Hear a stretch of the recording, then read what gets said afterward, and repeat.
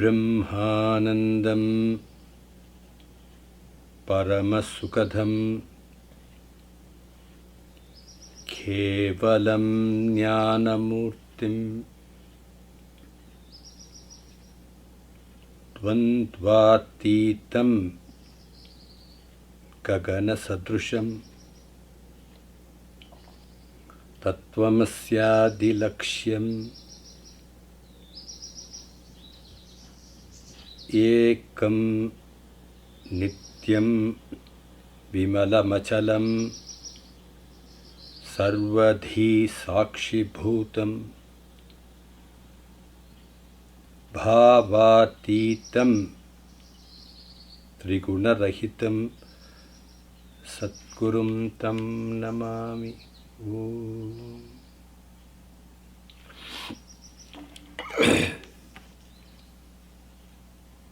So the topic is anger.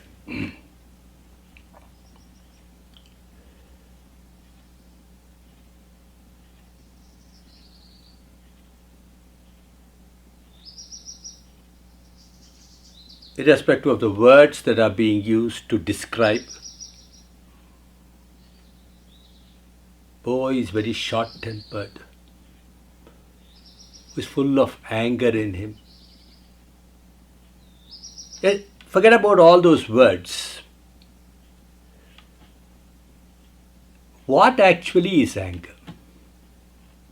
Anger definitely is not a thing in that sense of the term. You can't go into the market and buy that anger and come.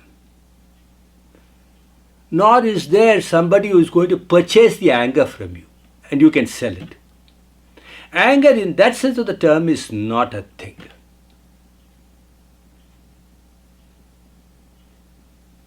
But then, in a way, it is a thing too. It is expressed. It's felt. And therefore it's a thing. So I got two things. One, it's not a thing. Anger is not a thing.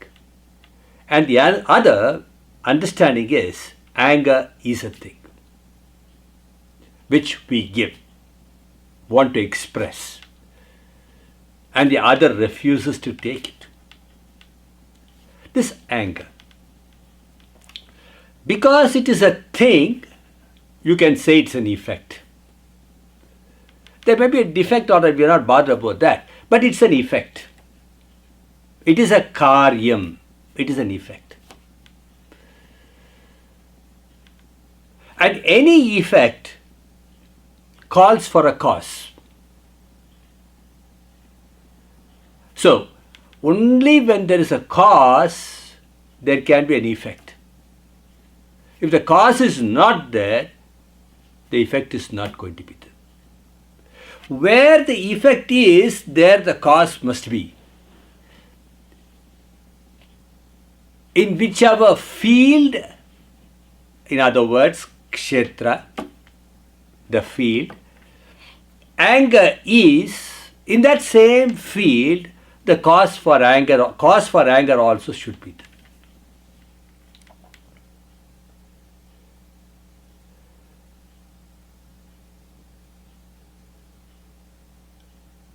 So you cannot say the cause for anger is heaven. You can't say the cause for anger is hell. You can't say the cause for anger is the other person. Though generally we always want to say the other is a cause for anger.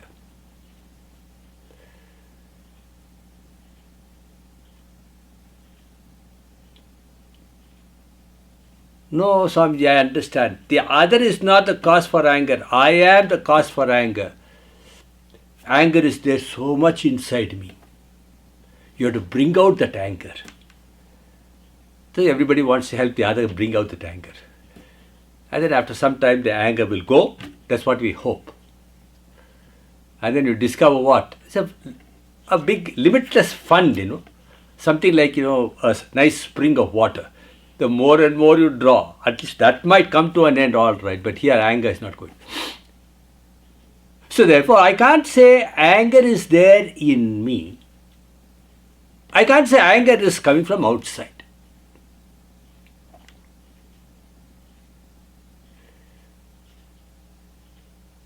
But well, anger seems to come into me and maybe go out of me. This is everybody's experience. In sleep, no one is angry. And in dream, sometimes you become angry and sometimes one is not angry. And the same thing is in the waking too. Sometimes you are angry, sometimes you are not angry. So anger seems to come into you, dance for some time and go out of you.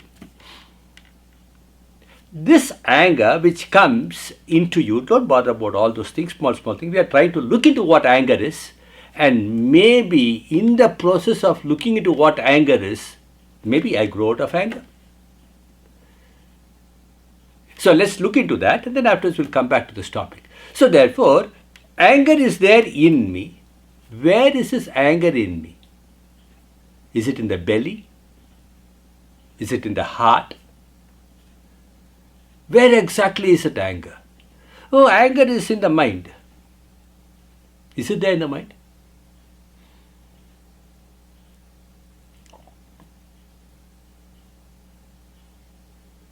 Are you talking about anger residing in the mind, or the headquarters for anger is the mind?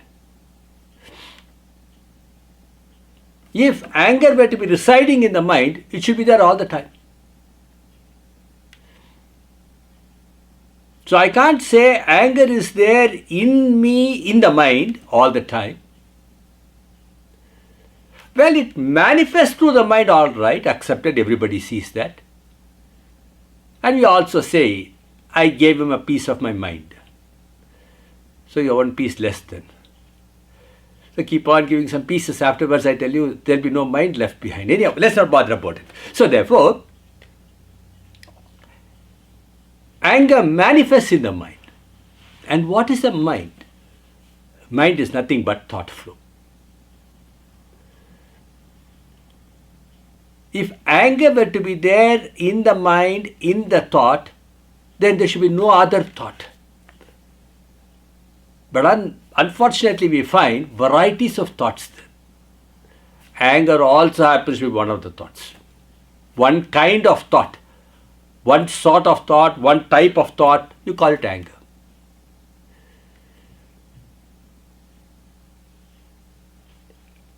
Anger is there, passion is there, hatred is there, greed is there, jealousy is there. Not that they are there. I'm talking about thoughts.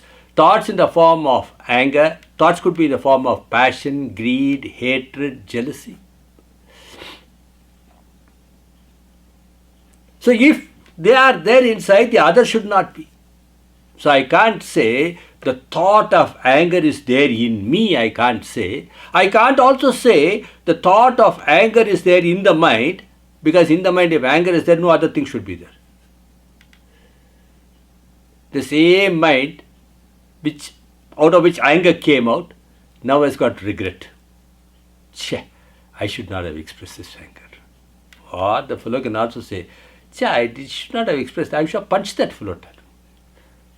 I left him like that. I just scolded him, and it all depends. Either there can be regret or there can be violence. A revenge, a tit-for-tat attitude. Or there could be guilt, if not regret. So therefore, I can't say anger alone occupies the mind. So anger also manifests, passion also manifests, etc., also manifest. Supposing out of the thing I just say, just off the cuff, if anger is there, let it be there. You said it's there already, let it be there. What's wrong with that? No, I don't want to become angry. But why do you not want to become angry? No, I don't like it. Why you don't like? Don't like so many things, but still you live. You don't like the other man's nose. What are you going to do about it? Well, you say, I'm going to shut my eyes. That's stupid. Simply, if anger is there, let it be there. No, the anger, it creates lots of problems. What are the problems it creates? A lot of things are there. Are you very sure about it? Are you very clear about it? What all anger causes? Yeah, I know. Then you don't want to be with anger, or you want to be with anger? No, I don't want to be with anger. Anger I don't like. I want to end it. At least, Swamiji, when I sleep, I'm so nice. My wife tells me I'm nice. My husband tells me I'm nice. My parents tell me I'm nice. My children tell me I'm nice. Dad, only when you are angry, I tell you less spoken the better. You become so mean, Dad. I don't like it. So, this modification called anger, thought modification, which seems to manifest in the mind, through the mind, is something that you don't like because, why? Because I lose my cool and behave like a fool.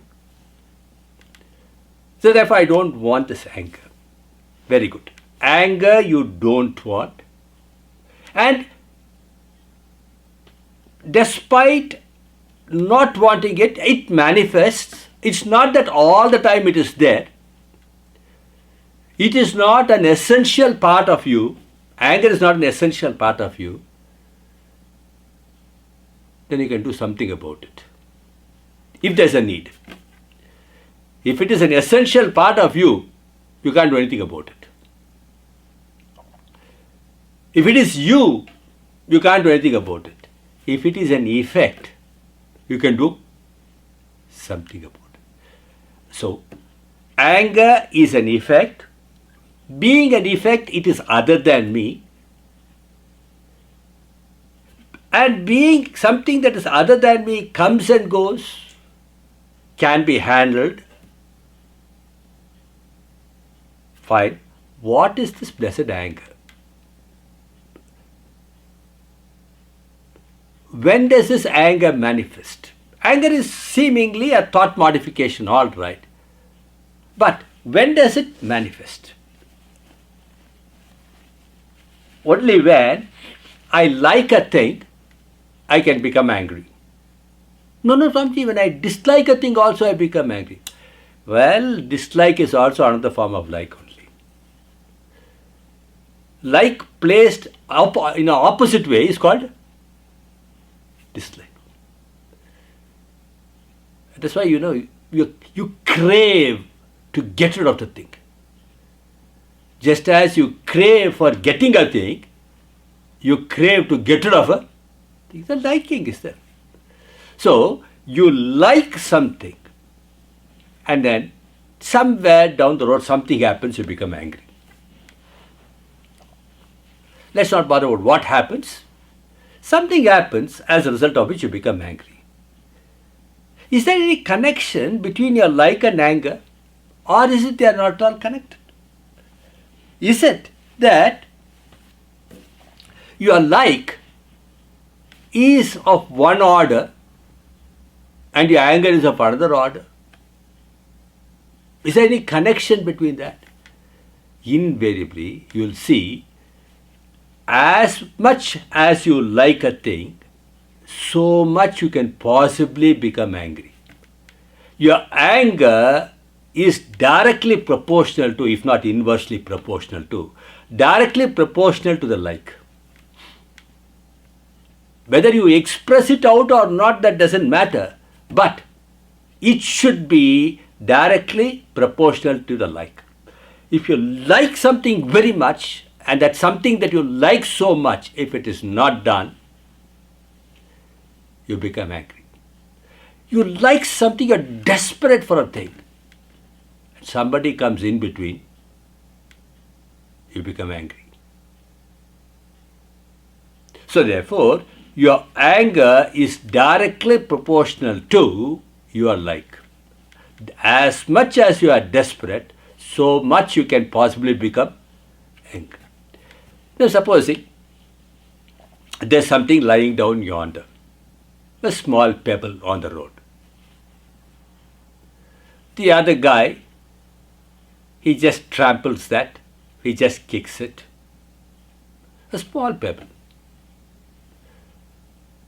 Or there is some piece of paper there,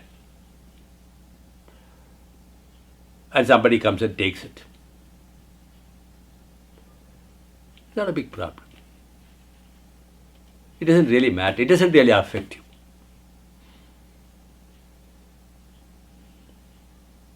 Or a small child, your own child, takes a scrap paper and then just paints it.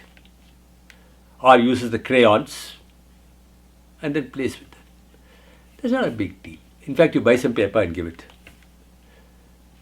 Unfortunately, today what has happened, you just go out somewhere and your child is there, and the child opens your purse and then finds a currency note, $100 bill. And she gets a crayon, this nice, and then she starts working on it.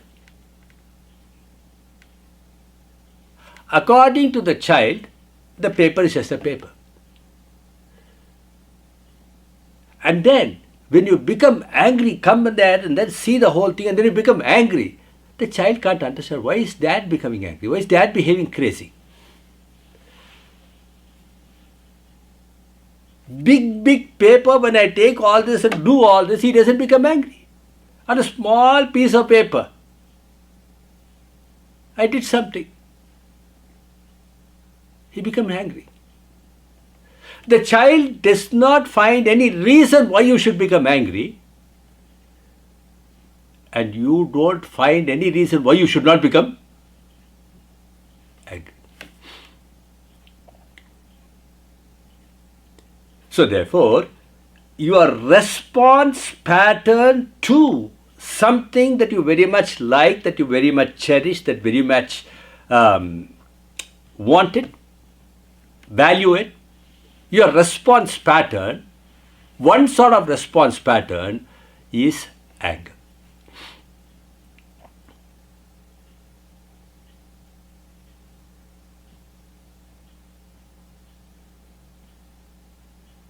It's also a thought speciality, response pattern, anger.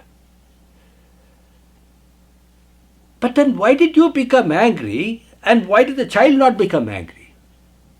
That is also a response pattern.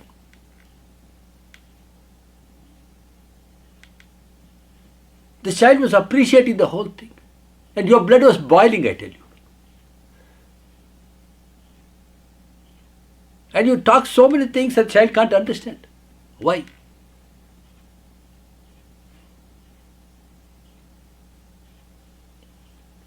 This is because that individual who is evaluating that particular object evaluates a particular object depending upon the understanding the person has about it. Well, in a way, understanding. Whether it's real understanding or not, let's not bother. An understanding of that object. What is the understanding this father has? The understanding that father has is, it is money. For that money's sake, I am struggling so much. It is important. It can get me things, etc., etc. It's not just paper. So many things are put on that.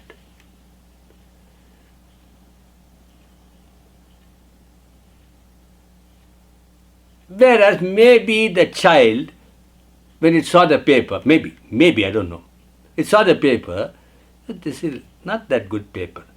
This other paper is a clean white paper. But anyhow, he said paper and then crayons were there, it was pretty good. It had an understanding what this is only meant for coloring. That's all that fellow knows. Crayons were there, paper is there, all right, hands are there, all right, color. And then this nice piece of work the child thought will get the appreciation. Because generally, whenever the child shows, oh, very good, that's what the father was saying. And now, something totally different. The child's evaluation of that so-called paper, colored paper, which is your money, is in one way. And your evaluation of that colored paper, which you call money, is in a totally different way. Only when I value that paper that much can I become angry, or do I become angry right now? It's not that I should become angry, but I have become angry. Whereas the scrap paper that was there on the road, somebody took it. Somebody tore it.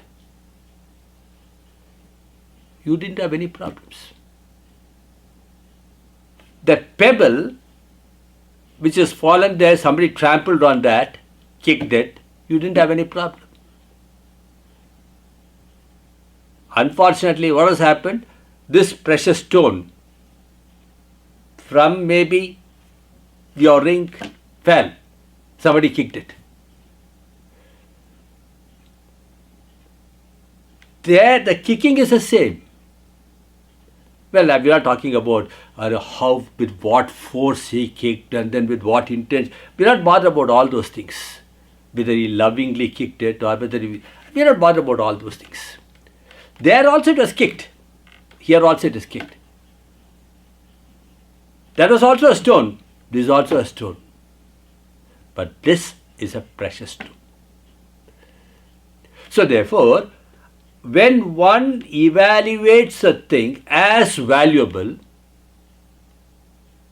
there's a subjective element there, and somebody comes in between that valuable thing which the person wants or maybe wants to get rid of,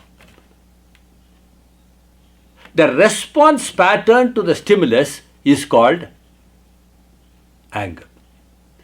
So anger is my response pattern towards whatever is happening there. Whether it is my anger or your anger. We were told that in the olden times there were rishis, and when they become angry, they curse. But right now, in this world, whether I curse or you curse, whether I become angry or you become angry, well, nothing is going to be reduced to ashes. Well, I can't say nothing is reduced to ashes. My blood keeps boiling it. I'll be boiling here like a pot, and that other person also will be boiling like that. All because of one evaluation.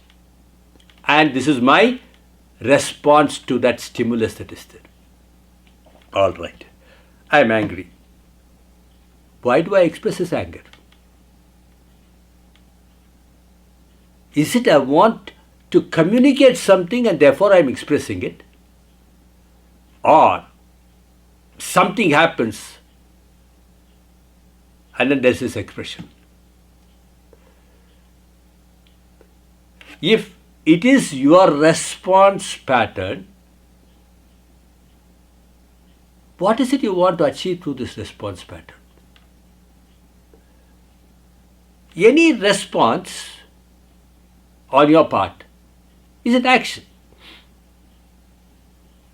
You want to achieve something out of it. Or don't say it is my response, it came out of me, you say.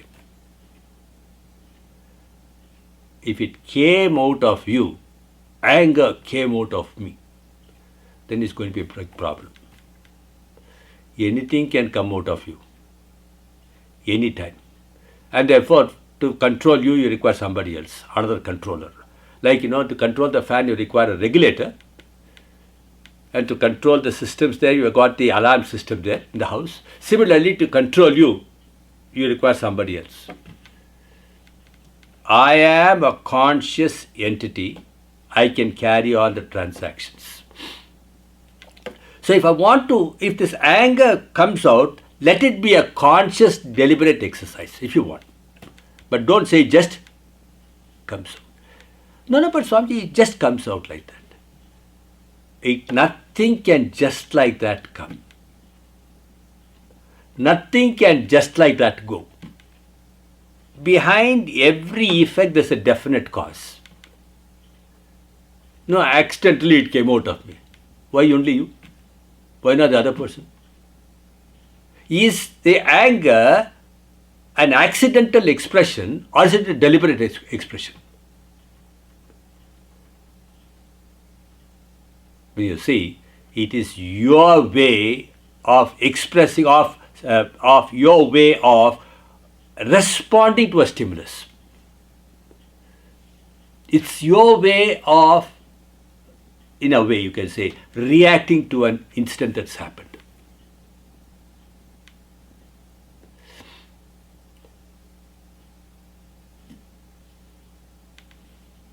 And you don't like it, that's what you said. You don't want it, that's what you said. When you look into this little more deeper, at the outset you said, it came out of me. It never came out of you. Nothing comes out just like that from you unless you express it. You thought this is the way in which I can make the person understand. This is the way I can put things in order. This is the way I should express. Whatever it is, you thought that's the option to be exercised. For what? This particular action pattern, call your anger, if it's really action pattern or not, we'll look into it later. This particular action pattern which you called anger, you said, I'm expressing it because that's the way, I want certain things to be in a particular way. What is it you wanted in a particular way? The house to be in a particular way, the office to be in a particular way, the market to be in a particular way, the club to be in a particular way. And by expressing this anger, it's going to get it right, is it? You're going to fix it, is it? If you analyze, more damage is done than setting things in order.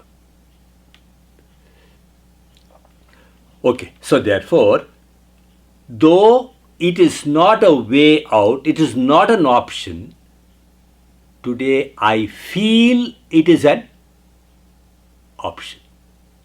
This way I can get things in order. So by expressing anger, I feel everything will be as I want it to be. But then definitely it's not going to be. It's not going to be the way you want. Why? Because by becoming angry and expressing that anger, you have already brought in a reaction on the other part, or the part of the other. Either they are going to be not normal to you, towards you, or they can hide things from you, or they'll pay back in the same. I remember a child, one student, the youngest child was there. He told the child, hey, if you behave like this, I'll hit you. That small child, he was about 45, 50 years, I think. And the child was only 6 years, 6 or 10 years maximum. If you hit me, I'll also hit you.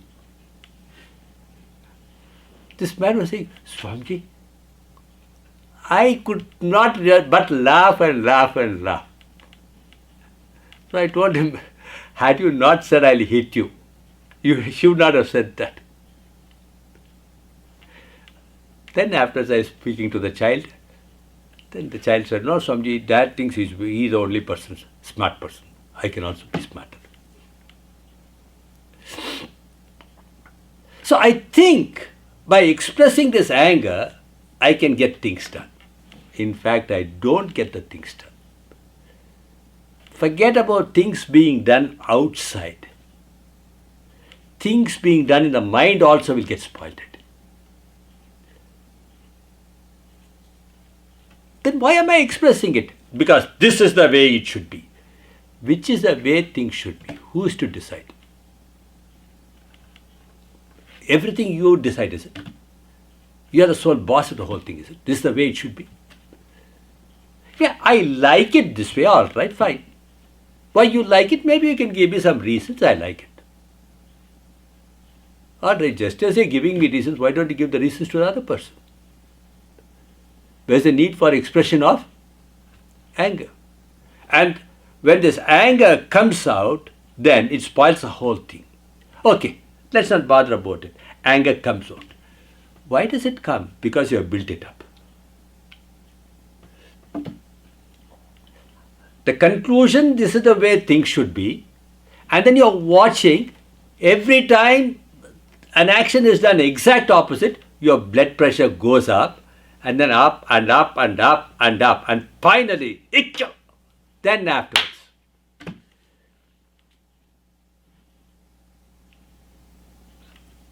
The moment you are watching, it's building up. And I know, by this building, ultimately an explosion is going to be there. Maybe 10 minutes from now, 15 minutes from now, an explosion is going to be there. If I can very clearly see it, why will this build-up ever take place? Nothing like that will happen. Yeah, we'll go, we'll have some nice time, etc. And then finally something is getting cooked up here. Then you turn back and say, oh God. Meaning what? You are busy doing other things. Well, in a way, we are busy doing other things. You are not busy doing anything. Let's say you are busy doing other things, and this build-up also is busy going on. In other words, I said busy doing other things. You are preoccupied with certain things, and mentally in one corner, this build-up also is taking place. Meaning, you have been very casual, mechanical, and here also a portion of your mind is mechanically building it up. If I can pay attention to all of the transactions, including this transaction, the build-up will not take place. A conscious, deliberate build-up is never a cause for problem. Because what you want, where you want, when you want, so you are building, you are laying the bricks one after the other. Superstructure is not going to be a problem. All that I have got to do in this world is carry on my transactions. I am in a particular field. That field is called kshetra. In this particular field, certain things are expected of me and certain things are expected of the others. I can do my part. I can't do the others' part. In case I do the others' part, I'll be poking my nose into their affair. If only I learn this, I appreciate this, I understand this, and play my role, that's all that I can do, that's all that I need. No, this is the way it should be. Who are you to decide? If everything is in your hands, okay, fine. Who are you to decide? I said. The other says, who is he to decide? It's my life, I can decide. This is how fight starts. So, at any point of time, let me do my dharma. The actions that are expected of me at this point of time as this particular person, that is called dharma, because an action that a particular individual at a particular point of time playing that particular role, whatever he should do, you can call it duty, but there's a beauty by calling it dharma. So if I do my dharma, this transaction has to be done. Then the other person comes and does the transaction.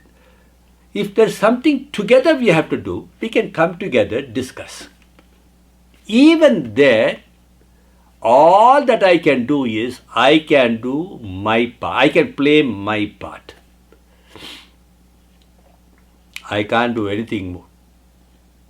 So if this understanding, it's expected of me to do this and I do it. The whole kshetra is governed by certain niyamas. Niyama means laws. This particular place is governed by its own laws. This particular office is governed by its own laws. The whole home is governed by its laws.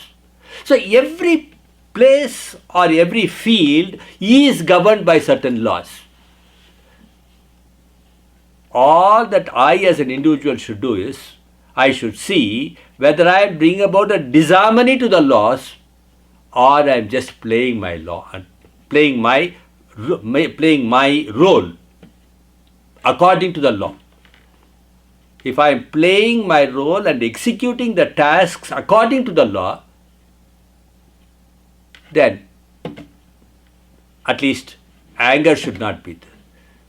But unfortunately what happens, this question of executing the actions according to the niyama, I'm not talking about it.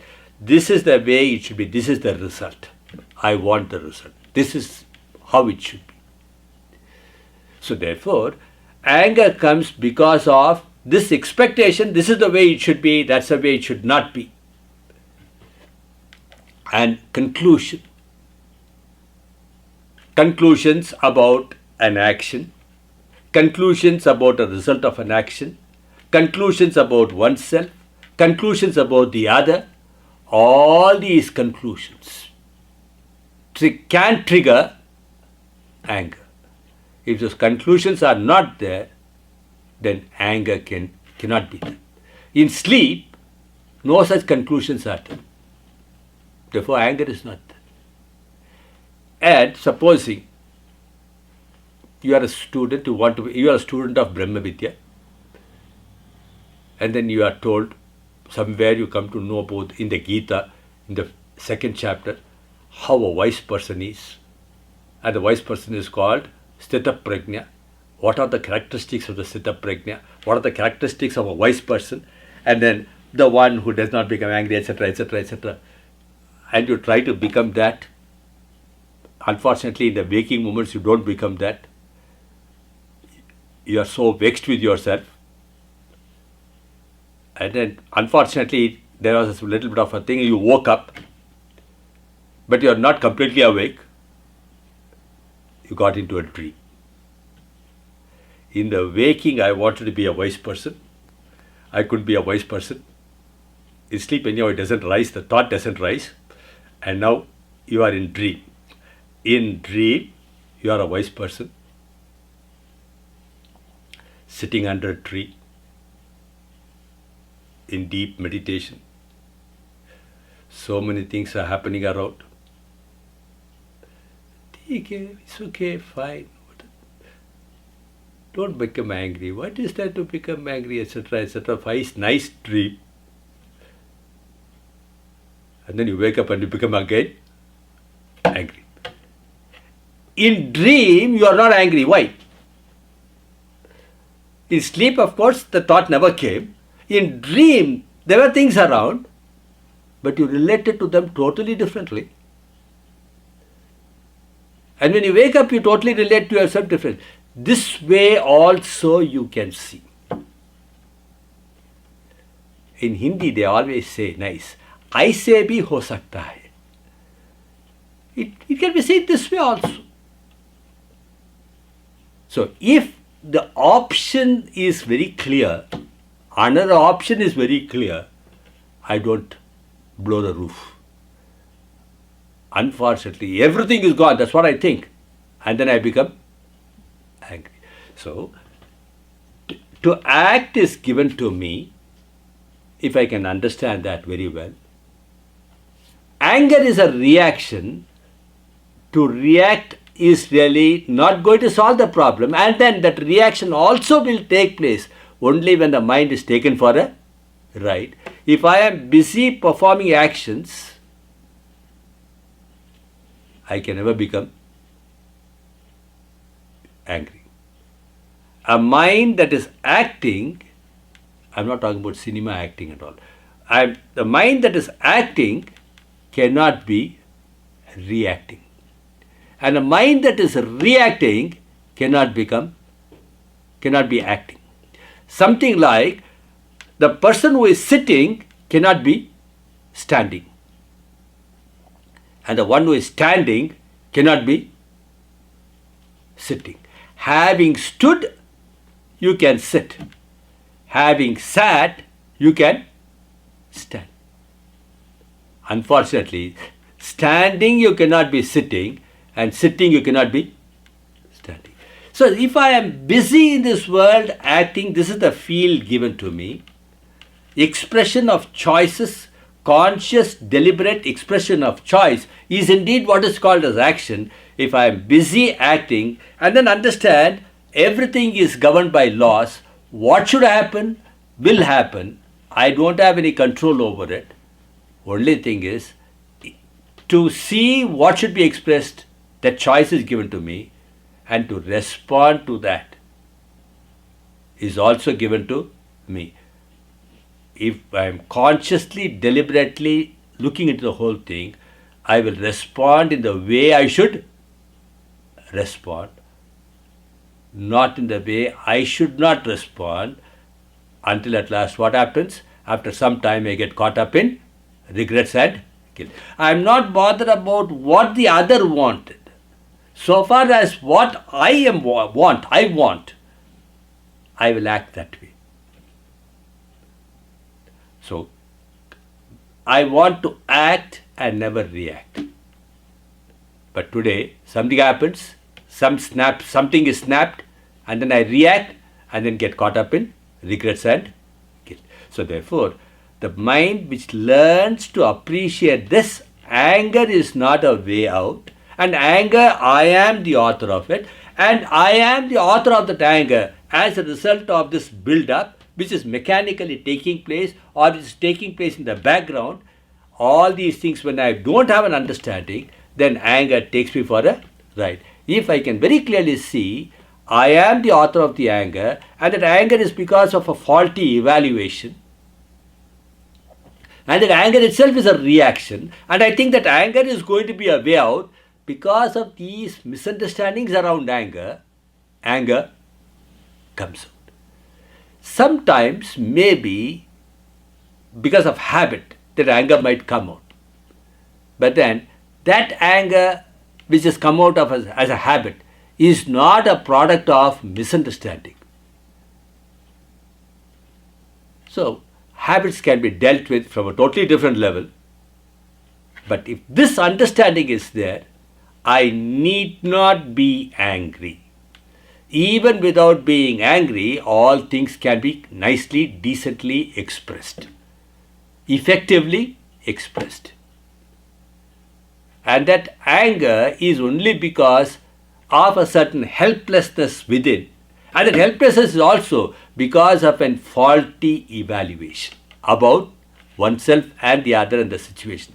If this understanding is there, then effortlessly one comes out of anger. Otherwise, maybe you'll have to go with that traditional thing. What's that? Drink 10 glasses of cold water and then your anger will go down. Or start counting from 100 to 1, then anger will go down. Control eating, taking less salt, anger will come down. Or have the spiritual understanding that anger is going to burn you out, etc. All these things is fine.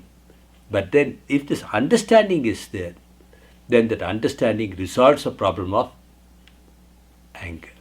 You can express anger. Anger can be used as a tool. And if you use it as a tool, you don't become a fool. If that anger uses you as a tool, then you know what it is. So therefore, an understanding of that anger, understanding of the situation which creates the anger, understanding the karanam behind anger, the cause behind anger. Desire is the cause behind anger. And behind desire is ignorance. If that sequence is very clearly seen, then one grows out of anger. Om Purnamada Purnamidam Purnat Purnamudachyate Purnasya Purnamadaya Purnameva Vashishyate. Om Shanti Shanti Shanti. Hari Om Shri Gurubhyo Namaha. Hari Om.